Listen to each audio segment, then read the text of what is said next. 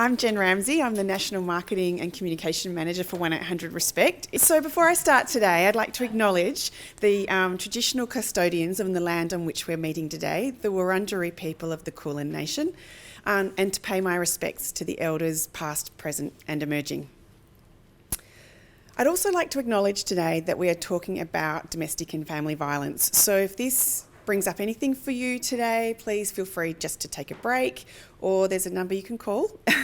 It's 1800RESPECT. I think everyone in this room knows that. So please do know that we acknowledge that this can be bringing up concerning thoughts for people. 16% of women are impacted by financial abuse in their lifetime. And that figure rises significantly when we're talking about people who are impacted by domestic and family violence more broadly. So women who reach out for support for domestic and family violence, 90% of them speak about financial abuse as well. It's impacted them as well.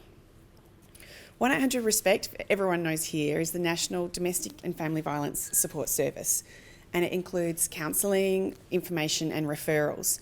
One thing that we've been hearing more about and is a topic that more people are becoming more aware of is the impact of financial abuse. And so we know that we needed to work on some more content, some more support so that people can find out information for themselves on their journey to seeking support. So when maybe they're not ready to call us yet, they can find out more on our website. So our wonderful project manager, Libby Cunnington, led a project this year to develop a financial toolkit for support for financial abuse. And she worked with an external expert advisory group of 7 members, and I think we have 4 of them today. Dr. Josica Cooten, Dr. Dominique Mayrick, Tamara Howe, and Donna Letchford. So thank you very much for your support and your help to developing this toolkit. Libby, together with the expert advisory group, determined that the most important thing in developing this support toolkit is to work with women with lived experience of financial abuse and to include their voices, quite literally in this case, in this project, so that we can talk about what financial abuse is, what it feels like, how it relates to domestic and family violence more broadly, and what you can do, how you can reach out for support when you're ready. And that includes to places like the National Helpline and 1800RESPECT. So today we're really pleased to have the women who we worked with in the room. We have Nicole Lee, welcome, thank you for joining us. Lisa McAdams, Lisa, thank you for joining us, and Samantha Cooper, Sam, thanks for joining us. So Nicole, Lisa and Sam were involved in making 3 really powerful videos, and these are available on the broader toolkit which we're making live on the website today. So we're going to have a chat with them a little bit later, but before we do, we're going to watch one of the 3 videos this morning. It seemed normal to have to ask for money for nappies. It wasn't like I was crying going, this isn't right. I'd been broken down to the point, I should have managed the nappies better. Everything I did and every decision I made was what I thought was going to make him happy and keep this volatile person calm. I was so fearful that that response would happen again, and I just didn't think I could take that. It was easier for me to just continue to be abused financially or manipulated financially than it was to address it.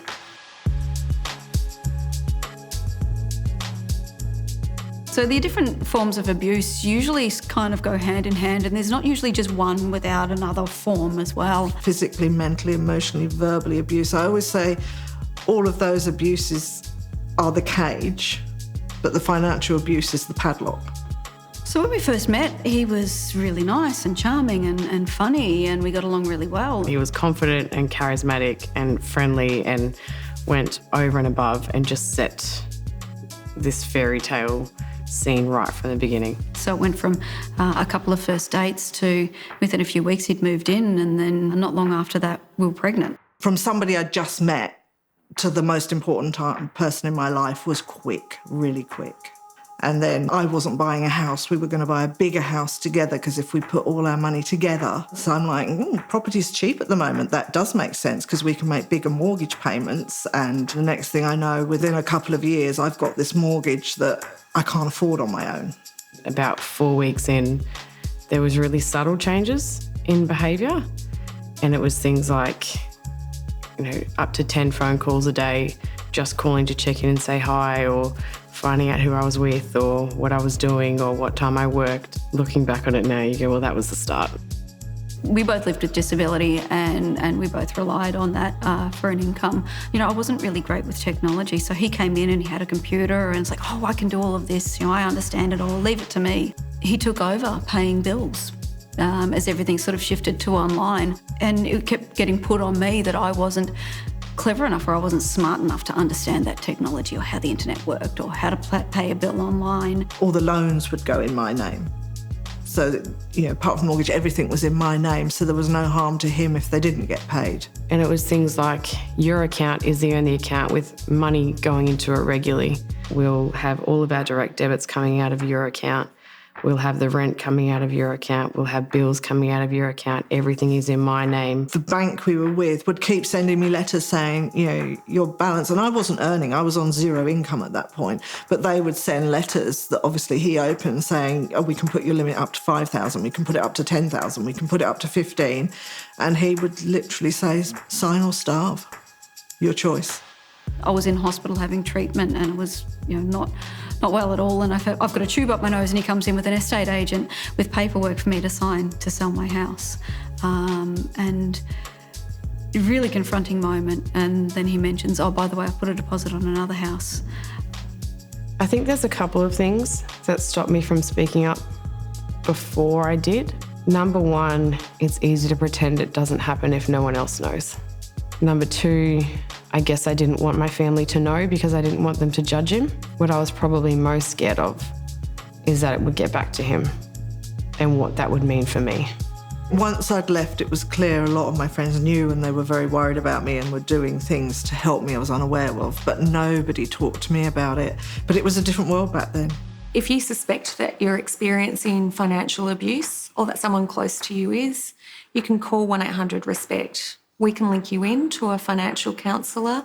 There's financial counsellors all over Australia and they can provide advice, information and strategies to help you with your specific circumstances.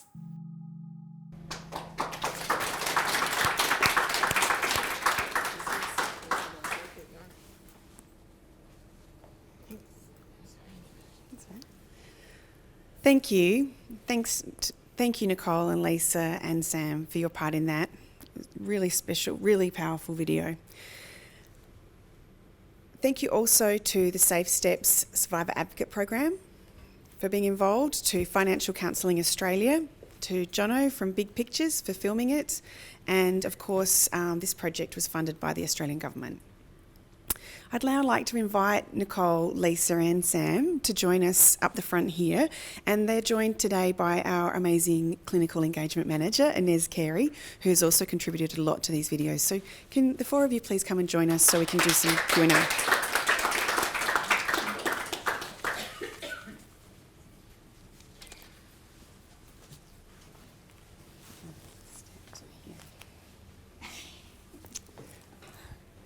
I'm going to be passing the microphone down to you as well.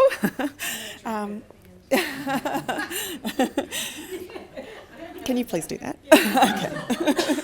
Okay, Nicole, thank you so much for joining us, and thank you so much for sharing your experience to support others. It's incredible that you've done that, so thank you. Can you tell us a bit about your experience with financial abuse and how it played out for you?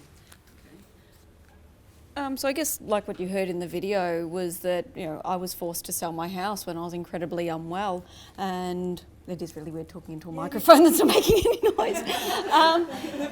And for me, he put a deposit on another house, so I was stuck in this position. It was either sell it so that we can buy this, or you're out $35,000 in a deposit that he hadn't actually paid at all. But ultimately what that's then left me with is the debt that keeps on giving, and it's the gift that does keep on giving. And like Lisa was saying, a credit card that was, these renewals, increase your limit, and we're on a disability pension. So, I've got $10,000 worth of credit card debt on this home loan as well that I never wanted. And it's one of those things that I guess also for women with disabilities, it can be very visible. So, you know, going into the bank and a woman with a disability, so he's controlling all of that. Nobody thought to question anything. And when I use this analogy quite a fair bit, when it comes to women with disabilities or people with disabilities and the red flags, everyone puts on rose-coloured glasses and all the red flags just look like flags.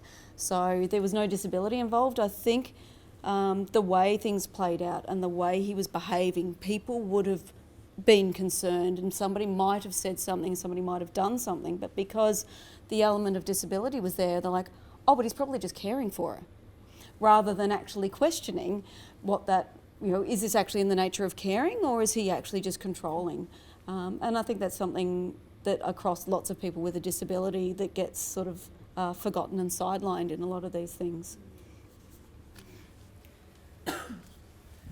Yeah, that's a really great description because it can be it's so hard to pinpoint where it starts and what it feels like. So thank you. So Sam, I'm going to ask you the same question, and thank you also for coming and sharing your story to support others. We really appreciate it. So can you tell us how it played out in your life, financial abuse? Thanks.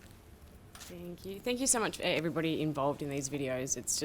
It's really quite overwhelming sitting and watching them and knowing how much work has gone into it. You've done an amazing job. So thank you so much.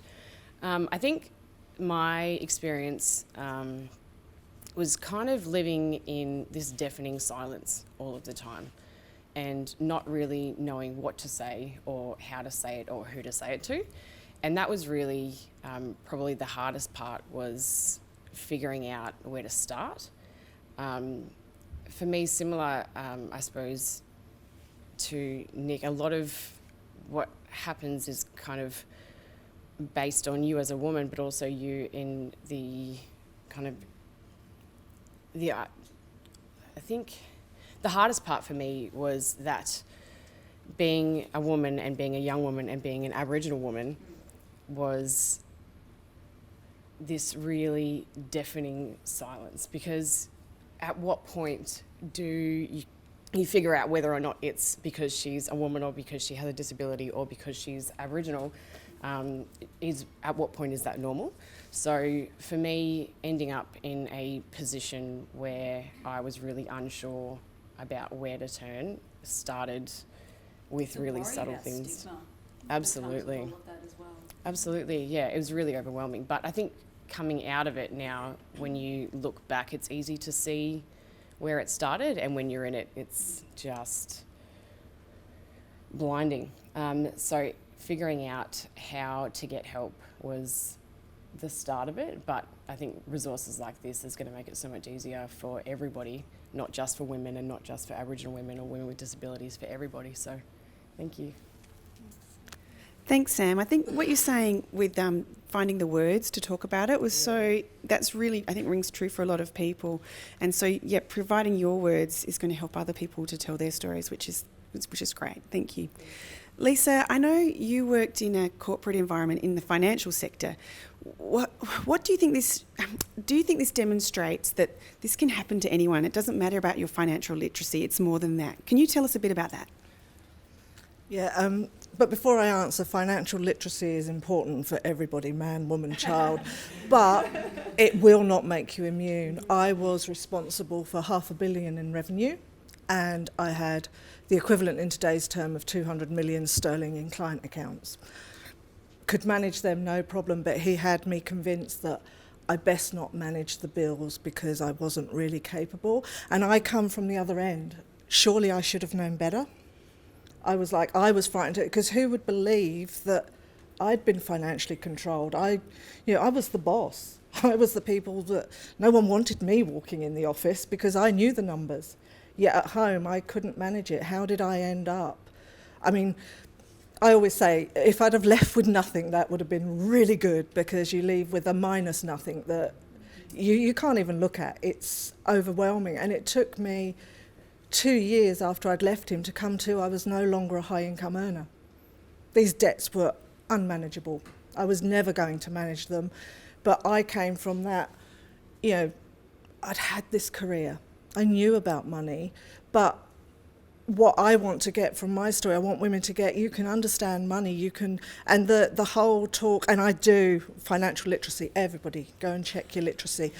But I don't want the message to get out there that this is going to make you immune, that somehow you're going to stay immune to abuse if you understand the elements of domestic violence and financial abuse. You are not going to financially literacy your way out of it, because if you could, I would have, and I didn't. And the shame I felt of I should know better destroyed my confidence for years, my confidence in getting back to work, because surely they must have just liked me. I can't have been good at my job or I wouldn't have ended up like this.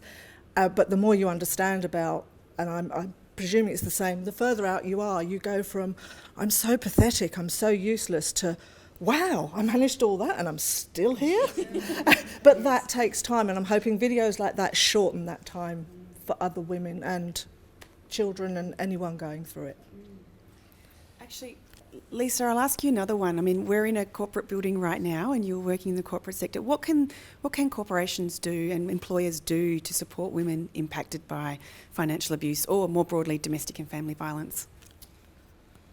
I love it when it's a company like Medibank, because you can actually say, like Medibank, you can start with unlimited domestic violence leave, because 10 sounds generous and a lot of people wouldn't need 10.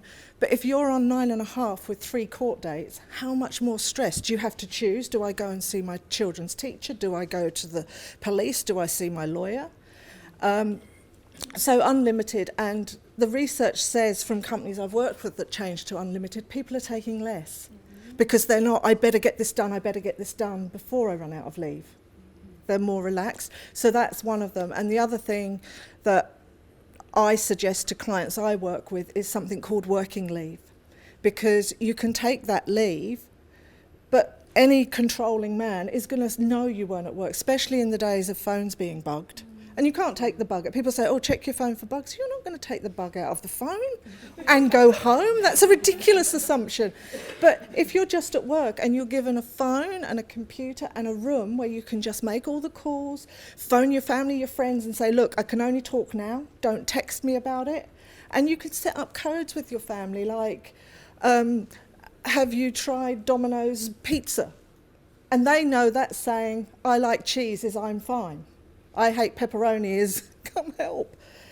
But if you've got working leave, you've got time to think, and teach your staff how to have the conversation, because it doesn't matter how many days leave, if you've got staff that make people feel uncomfortable disclosing, they're not going to. And the other one is cultures have got to change, and it's a slow process, because if you're going to, say, talk to HR, and while you're thinking somebody's telling a blonde joke, you're going to turn on your heel and go, I'm already on the back foot because I'm a woman, I'm blonde, I'm already seen as stupid. Now I'm going to tell them I can't even manage my home life? No way. So you've got to start with respect, offer the leave, make sure they know it, and start having events and training so people know this isn't, oh, we've ticked this box because it's expected. We want you to disclose. We want you to take this leave. We want you to be safe at home because you're one of us. Thanks, Lisa. Thank you. That was beautifully said. Inez, can you talk to us about how common financial abuse is and what we hear at 1800RESPECT when people are ringing and talking to us about it and disclosing that experience? Thanks.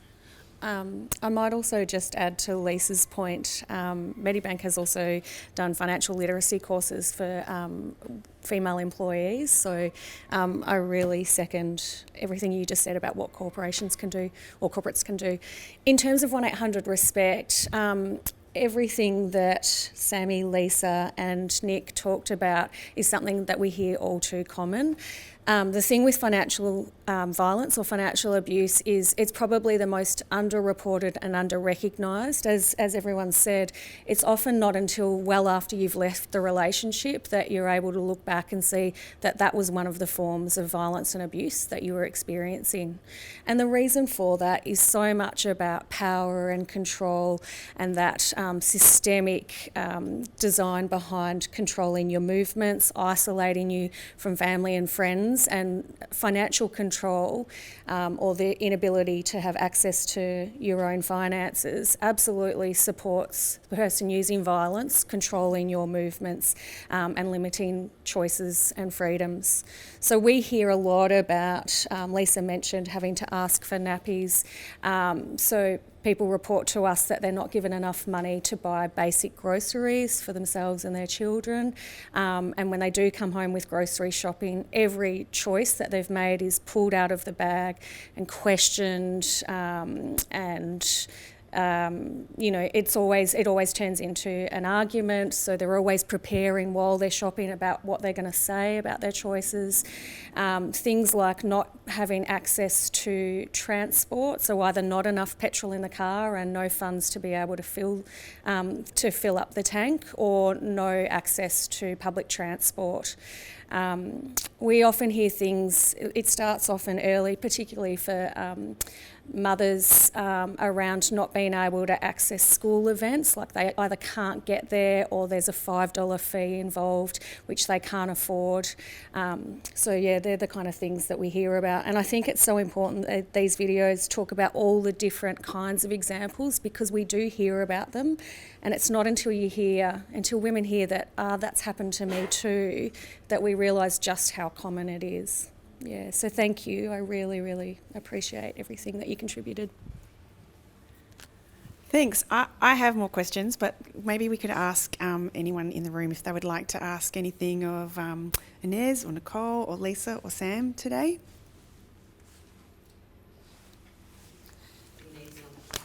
I believe so.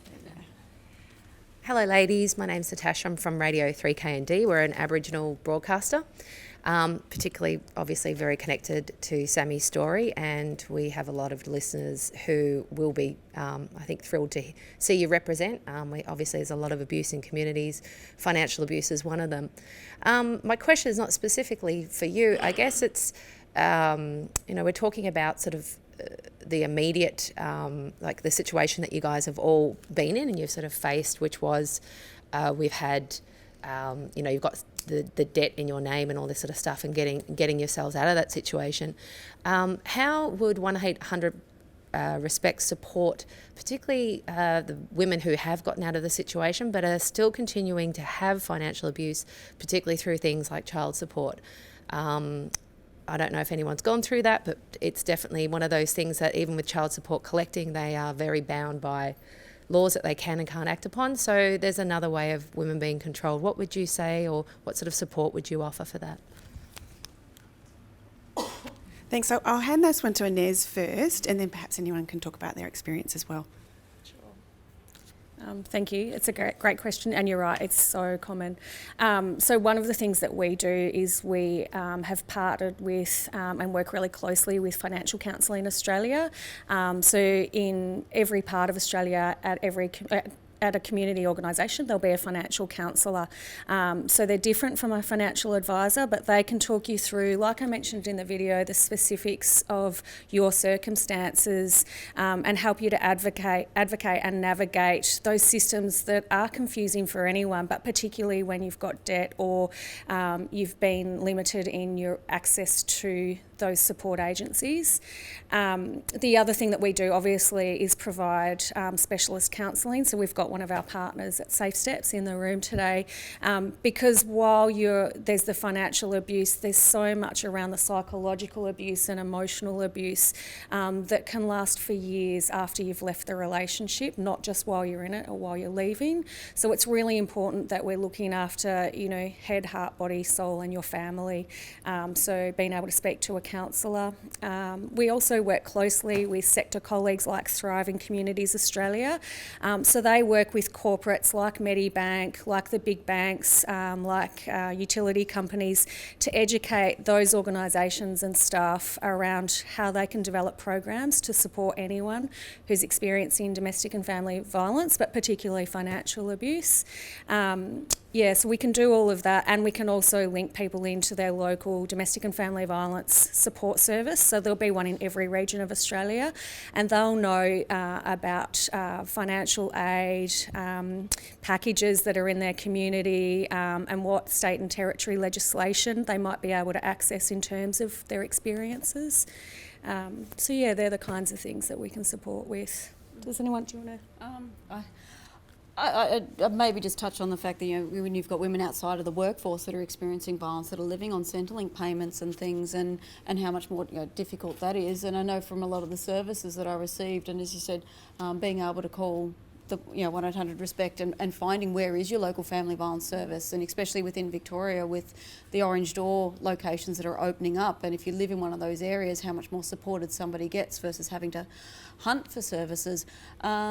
But things like, you touched on child support, one of the exemptions, I don't know whether this is nationwide or just in the state, that they applied for an exemption. It's nationwide. They applied for an exemption for him not to have to pay child support because it might be too dangerous to ask it from him. But in the meantime, unfortunately, there was nobody else paid it. So the children and myself just went without, and he was almost like he got rewarded for being violent. But it's really a matter of finding out who's available in the area. Not everybody has, I've never really worked in corporate. I've only just started to work more recently now, but when you're living on Centrelink payments and you've got all these debts, and it was a lot of support from financial counsellors around, you can call this person and you say to them, financial hardship, and I want interest-free repayments, this is my income and this is how much I can pay. So being supported to feel okay doing that, but it's very tiring. Ultimately, I spent a very long time, and as you said, there's all these other incidences of violence and abuse going on, so it was really, really dealing with that physical safety to begin with, physical safety, emotional safety, and then thinking, okay, now where's my financial safety? Where is my money coming from? What's he still got control of? How am I paying my bills? What debts are there? Who are the bills even with? And then, sort of working your way through all of that.